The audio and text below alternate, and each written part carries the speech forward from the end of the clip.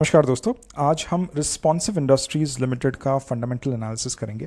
तो responsive industries एक small cap company है। इसका मार्केट कैपिटलाइजेशन करीबन 7,000 करोड़ का है और ये कंपनी पीवीसी की फ्लोरिंग्स बनाती है, राइट। तो मैंने यहाँ पे कुछ फ़ोटोज़ लगाए हैं, राइट। हॉस्पिटल्स में जो फ्लोरिंग होती है वो प्लास्टिक की फ्लोरिंग होती है, पीवीसी की फ्लोरिंग। वंदे भारत या फिर मेट्रोज़ में अगर आप देखोगे, ट्रेन्स में देखोगे, जो नए ट्रेन्स आए हैं उनमें ये पीवीसी की फ्लोरिंग होती है, राइट। बास्केटबॉल कोर्ट्स या फिर बैडमिंटन कोर्ट्स में प्लास्टिक फ्लोरिंग होती है, राइट। बायोफार्मास्यूटिकल कंपनीज में ये फ्लोरिंग होती है, राइट। तो normally the flooring for very long time wooden flooring होती थी, उसके बाद सेरेमिक आने लग गई और सेरेमिक के बाद वुड के ही लैमिनेट्स जो होते थे पतले वाले वो लगाते थे, बट अभी जो है वो प्लास्टिक फ्लोरिंग पे एक तरह से ट्रेंड है। तो घरों में भी जो रेनोवेशंस होते हैं, घरों में भी जो फ्लोरिंग लगती है आजकल, वो पीवीसी की फ्लोरिंग लगना शुरू हो चुकी है, right. So this company has been in the market for the last 40 years and they have seen the transition from the various type of floorings that we spoke about, right। तो इस company को shortlist करने के 4 से 5 मुख्य कारण थे। सबसे पहले अगर आप इसका कंपाउंडेड सेल्स ग्रोथ देखोगे तो पिछले 10 साल का जो कंपाउंडेड सेल्स ग्रोथ माइनस में है, -8% है। But if you look at the 5 year sales growth it's 7%, 3 years it's 13 and the last 4 quarters it's 19%। और मैनेजमेंट ने जिस तरह गाइडेंस दिया है अगले 2 से 3 साल का, we think that the sales growth in the next couple of years could be around 25%, which is actually the cut off that we have for sales growth, right. Compounded profit growth भी काफ़ी सही है। If you look at the compounded profit growth for the last 3 years 36% है और पिछले 4 quarters का तो 72% है, which is like very good profit growth, right. तो अगर आप इस कंपनी का स्टॉक प्राइस देखोगे पिछले 1 साल में, तो the trend has be downward flattish, right, जो कि मुझे थोड़ा सरप्राइजिंग लगा, right. Even if I have to explain this using this table, अगर आप इसका स्टॉक प्राइस देखोगे, राइट, तो स्टॉक प्राइस में करीबन डी ग्रोथ हुआ है, राइट। 312 से 247 स्टॉक प्राइस गया है, -11% का डी ग्रोथ हुआ है, in spite of the fact कि पैट ग्रोथ आपका 72% है और ईपीएस ग्रोथ 31% है पिछले 4 quarters का, as compare to the previous 4 quarters, right. तो ईपीएस ग्रोथ इज 31%। तो अगर स्टॉक प्राइस ऊपर जाता है तो there are 2 reasons why stock price goes up. One is obviously the earnings growth, company ने अर्निंग्स अच्छे दिए, प्रॉफिट्स अच्छे दिए, इसकी वजह से स्टॉक प्राइस ऊपर चला गया।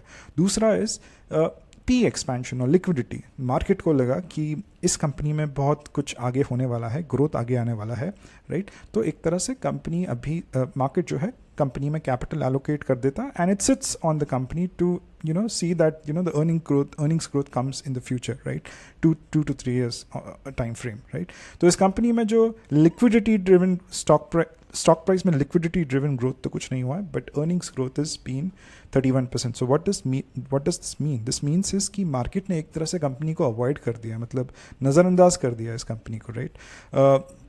क्यों किया पता नहीं, but may be they missed out on a good stock, because इसके बाकी जो फाइनेंशियल मेट्रिक्स मुझे दिखे वो काफ़ी डिसेंट मेट्रिक्स दिखे। अगर आप FIIs का भी स्टेक्स देखोगे, FY22 में काफ़ी कम स्टेक्स थे, 5.36% थे, बट अगर आप अभी देखोगे रिसेंटली इट्स 35%। तो FIIs जो है उन्होंने ये स्टेक्स बेचे नहीं है, फिर इस कंपनी में काफ़ी अच्छे तरीके से स्टेक्स लिए। DIS के स्टेक्स ऑलमोस्ट मिनिमम है, उतने थे जितने 3 साल पहले थे ऑलरेडी, राइट। तो I think FIIs का इस कंपनी में होना is a validation that this is a fair kind of a company to be invested in. Obviously the quality of FIIs matter as well. So if you look at the balance sheet of the company, the balance sheet काफ़ी सही है इस company की, right? तो balance sheet पे कोई date नहीं है। तो if you look at the balance sheet, पिछले 10 साल का बैलेंस शीट है ये, राइट। If you see the debt component, debt line on the balance sheet, right, अभी का डेट तो करीबन 4 करोड़ का है। In spite of the fact ये बहुत कैपिटल इंटेंसिव कंपनी है, राइट। 10,000 MTPA की कैपेसिटी है, प्लांट्स होते हैं, मशीनरी होती है। तो fixed asset to total asset एक तरह से ये रेशियो हमें बताता है कि कितना कैपिटल इंटेंसिवनेस है उस कंपनी में। It's not an asset light company, it's not a services company, it's a manufacturing company, and fixed asset to total asset is 46%। And in spite of this the debt on the balance sheet is almost minimal, and it's a very old company, करीबन 40 साल पुरानी। 1981 में इस company का गठन हुआ था। काफ़ी टेन्योर्ड एक तरह से प्रमोटर्स है, so they know their business really really well, right. तो debt on the balance sheet is almost zero over here, right। दूसरी एक important metric या 2 important metric which we need to kind of take notice of, it's a free cash flow company, right। अगर आप देखोगे यहाँ पे the free cash flow component of this company is 506 crores, right।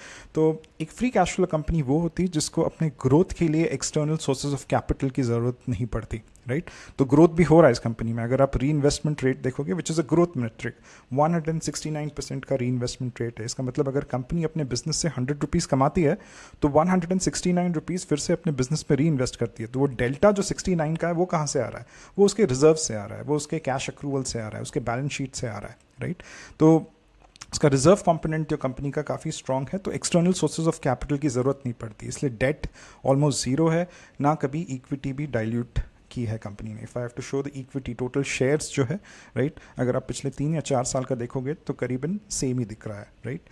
तो इसको थोड़ा एक, ये दो मेट्रिक जो है, free cash flow plus re investment rate, ये बहुत दो इंपॉर्टेंट मेट्रिक होते हैं when you invest in companies, right. इसको मैं थोड़ा एक अच्छे से समझा देता हूँ, right. So if you look at the sales growth, let's say sales growth मेरी सैलरी है, राइट, और मेरी सैलरी जो है वो करीबन 19% या 13% ईयर ऑन ईयर बढ़ रही है, मतलब फोड़ रहा हूँ, मचा रहा हूँ मैं, राइट। सैलरी मेरी अच्छे से बढ़ रही है, राइट। लेट्स से मेरी सैलरी 1.5 लाख है। अब 1.5 लाख में से 50,000 जो है, 50,000 मेरे एक्सपेंसेस है, तो मेरे खर्चे 50,000 के हैं। तो मैं घर लेके आता हूँ करीबन 1 लाख रुपीज़, राइट। तो मेरे पास 1 लाख रुपीज़ घर पे आ जाते हैं। प्रॉफिट ग्रोथ एक तरह से मान के चलिए, हाइपोथेटिकल, थोड़ा लार्जर पिक्चर में समझिए, 1 lakh is something which I get to my home, right. ये 1 लाख जो होता है, I do not invest in stock market में, कोई एफडी वगैरह कहीं नहीं करता हूँ, मैं उसको रिजर्व्स में डाल देता हूँ, एक तरह से मेरी सेविंग्स समझिए। तो कंपनीज किस तरह रिजर्व्स में अपने सेविंग्स करते हैं, मैं अपने सेविंग अकाउंट में 1 लाख रुपीज़ डाल देता हूँ, राइट। 12 महीने हो जाते हैं, राइट। 12 महीने में मेरे सेविंग्स अकाउंट में करीबन 12 लाख रुपए जम जाते हैं, राइट। मुझे लगता है कि जो मेरा जॉब है काफ़ी सही है, काफ़ी उससे अच्छे सैलरी वगैरह आ रही है, वो मेरा लेगेसी एक type of source of income है। मुझे कुछ नया करना है, मुझे एक और सोर्स ऑफ इनकम चाहिए, मुझे और आगे बढ़ना है और पैसा कमाना है, राइट। तो मेरी नज़र में एक दुकान आती है, राइट। लोकेशन वगैरह दुकान का बहुत सही है, एकदम सही है, और मुझे लगता है कि दुकान सही चलेगी। दुकान का जो कॉस्ट है वो करीबन 10 लाख है, राइट। बट महीने का तो मैंने 1 लाख जमाया है और दुकान का कॉस्ट करीबन 10 लाख है, बट पिछले 12 महीने में मैंने करीबन 12 लाख जमाए हैं, राइट। तो वो 12 लाख रुपए मैं पूरे लेता हूँ अपने सेविंग्स अकाउंट से और अपना 10 लाख रुपए की दुकान खरीदता हूँ। तो मेरा केपेक्स जो है वो एक तरह से 10 लाख है, और 12 में से 10 lakh, 12 lakh minus 10 lakh is 2 lakh, which is my free cash flow. मेरा फ्री कैश फ्लो है ये, राइट। तो उसी तरह कंपनीज जो है अपने पास्ट सेविंग्स या रिजर्व्स में जो पैसे होते हैं उसको लेके, उसको इस्तेमाल करके, अगर फ्री कैश फ्लो कंपनीज वो होते हैं जो अपना केपेक्स जो है वो खुद एक तरह से फंड करते हैं। They do not go to banks to raise debt, they do not dilute the equity. मैं भी यहाँ पे किसी सगे संबंधी के पास नहीं गया, ना किसी से कर्ज लिया, तो मैं एक तरह से आत्मनिर्भर हूँ, मैं सेल्फ इंडिपेंडेंट हूँ या इंडिपेंडेंट हूँ, राइट। मेरे पास एक तरह से मुझे किसी के सामने हाथ फैलाने की ज़रूरत नहीं पड़ी, राइट। तो ये जो कंपनीज होते हैं, जो फ्री कैश फ्लो कंपनीज होते हैं, ये कंपनीज सबसे टॉप कंपनीज होते हैं। 24 कैरेट गोल्ड होता है, ये एकदम मार्जिन ऑफ सेफ्टी इसमें ज़बरदस्त होती है। ये टॉप कंपनीज होते हैं क्योंकि इनको किसी और के ऊपर डिपेंडेंट नहीं होता है अपना ग्रोथ फ्यूल करने के लिए, राइट। तो लेट्स से मैंने 10 लाख एक तरह से दुकान खरीदी है मेरी, और मेरा जो 1 महीने का जो सेविंग्स था वो करीबन 1 लाख था। तो 10 lakh divide by 1 lakh which is like the री इन्वेस्टमेंट रेट। तो मेरा जो उस साल का जो री इन्वेस्टमेंट रेट, लेट्स से इस साल का जो री इन्वेस्टमेंट रेट है वो एक तरह से 1000% का है, राइट। अगर मैं पिछले 12 महीने का री इन्वेस्टमेंट रेट देखता हूँ divide by the PAT is nothing but जो 1 लाख में जमा रहा हूँ, right, it would come to around 100%, right. तो ये काफ़ी re investment rate is something which tells you about the growth of the company, and free cash flow is something which tells you the safety in the company, right. तो अगर मेरे portfolio की भी अगर मैं बात करूँ तो इसी चैनल पे मैंने 2 कंपनीज डिस्कस किए थे। एक तो BLS इंटरनेशनल डिस्कस किया था विच is a free cash flow positive company, और री इन्वेस्टमेंट रेट अराउंड 70-80% है, स्मॉल कैप है, राइट।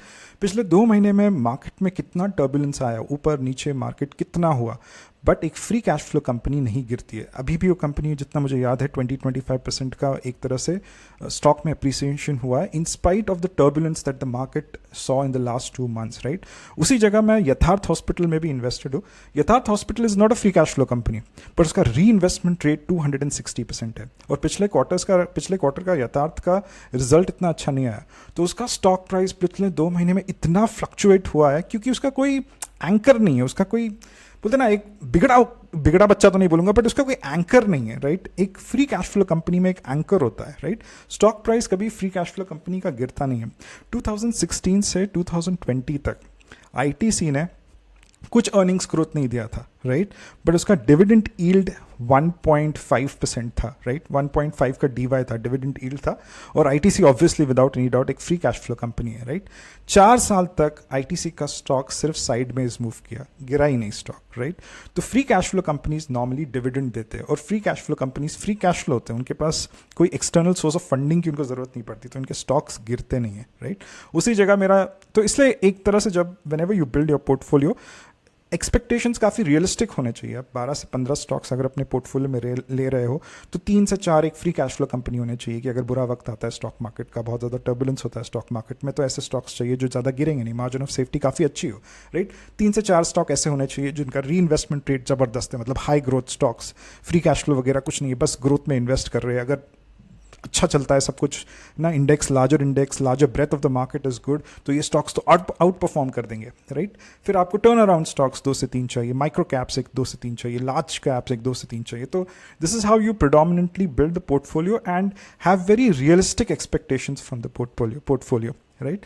तो इसलिए ये 2 मेट्रिक्स है जो free cash flow plus re investment rate, इनको हर वक्त ध्यान से देखना चाहिए, पढ़ना चाहिए किसी भी कंपनी के बारे में, क्योंकि एक तरह से ये उसका पास्ट भी बताते हैं और उसका फ्यूचर भी बताते हैं, राइट। तो if you have any questions with regards to these 2 metrics and specifically please comment box में उसको mention कीजिए, I will revert on that, क्योंकि ये 2 concepts को समझना, उनको internalize करना किसी भी कंपनी के बारे में, small cap, large cap, mid cap जो भी है, it's very very important, right। Coming back to the analysis, right, तो ये जो कंपनी है रिस्पॉन्सिव इंडस्ट्रीज, राइट, कंपनी के बारे में थोड़ा और डिस्कस कर लेते हैं। तो जैसे मैंने कहा, it's a market leader in PVC floorings, right, 5th largest player है ग्लोबली, राइट। इसका 60% जो रेवेन्यूज़ आते हैं वो पीवीसी शीट से आते हैं, सिंथेटिक रोप्स भी बनाती है कंपनी, एंड एक्सपोर्ट मार्केट उनका यूनाइटेड स्टेट्स है predominantly, but they export to 70 other countries as well. And इनके जो भी क्लाइंट्स है वो गवर्नमेंट्स है, हॉस्पिटल्स है, स्पोर्ट्स के जो भी कमर्शियल कॉम्प्लेक्सेस बनते हैं, वो सारे जो भी पब्लिक इंफ्रास्ट्रक्चर में इंडिया इन्वेस्ट कर रहा है, आपके मेट्रोज में, रेलवेज में, वो एक तरह से बहुत बड़े क्लाइंट्स इस कंपनी के बने हैं, राइट। इस कंपनी की करंट कैपेसिटी 1000 MTPA की विथ 55 to 60% यूटिलाइजेशन, तो और कोई नई कैपेसिटी नहीं डाल रही है मैनेजमेंट अगले 2 से 3 साल के लिए।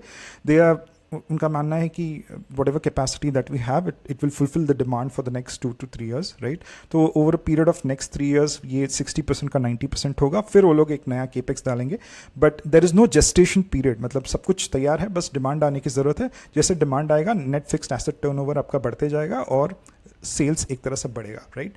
तो कंपनी ने अपना ग्रोथ ड्राइवर्स जो बताए हैं, वो सबसे इंपॉर्टेंट ग्रोथ ड्राइवर है the new administration in the United States. तो जैसे मैंने कहा कि एक्सपोर्ट ड्रिवन बिजनेस है, यूनाइटेड स्टेट्स एक मेजर मार्केट है, और Trump right from day 1 is going to put tariffs on China, जो एंटी डंपिंग लगा देता है चाइना के ऊपर एक तरह से ट्रम्प, जिससे एक तरह से कंपनी को बहुत फ़ायदा होगा या फिर हो चुका है already, right. So if you look at the operating profit margins in the last year, if you look at the operating profit margins, एक मिनट में अच्छे से दिखा देता हूँ, if you look at the operating profit margins of a year, right, they have grown exponentially in the last 1 year.